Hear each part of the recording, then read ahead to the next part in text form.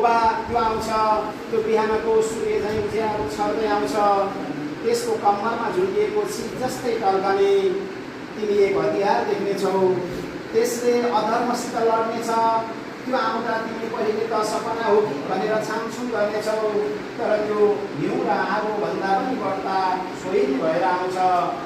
घोरामा हो तिमी जन्मदा तिम्रो पलिलो अनुहारमा त्यस्तै छाया देख्ने आशा गरेकी थिएँ, तिम्रो हिस्सी परेको हँसाइमा त्यस्तै सुन्दर छवि, तिम्रो पोतेपोतीमा त्यस्तै अद्भुत ध्वनि, तर त्यो मिठो गीतले तिमीलाई आफ्नो मासुरी बनाएन छ।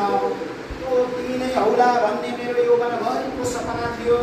जे होस् त्यो आउँछ, म आमा हो, सारा सिर्जना शक्तिको मूल भएर म भन्न सक्छु त्यो आउँछ।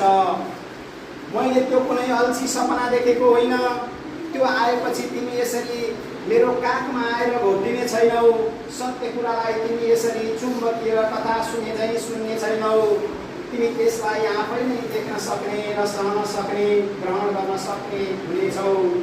मैले यसरी धैर्य दिनुको सट्टा तिमी सङ्ग्राममा जाँदा लाख सम्झाएर पनि नमान्ने आमाको मनलाई सान्त्वना दिँदै बिदा हुनेछौ।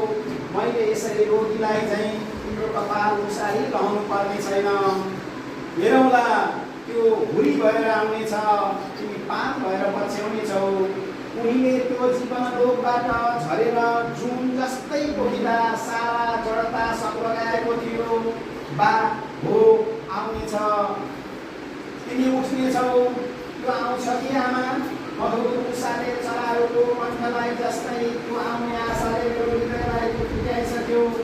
आमा हो त्यो आउँछ, त्यो बिहानको सूर्य झैँ उज्यालो छर्दै आउँछ। अब म उठेँ गएँ, तर त्यो तिमी नै होला भन्ने मेरो यौवनभरिको सपना थियो।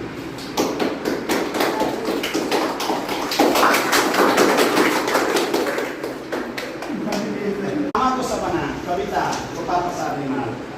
आमा त्यो आउँछ र होबा त्यो आउँछ, त्यो बिहानको सूर्य झैँ उज्यालो छर्दै आउँछ, त्यसको कम्मरमा झुल्किएको चिज जस्तै टल्कने तिमी एक हतियार देख्नेछौ, त्यसले अधर्मसित लड्नेछ, त्यो आउँदा तिमी पहिले त सपना हो कि भनेर छामछुम गर्नेछौ, तर त्यो हिउँ र आगो भन्दा पनि बढ्ता सोही भएर आउँछ।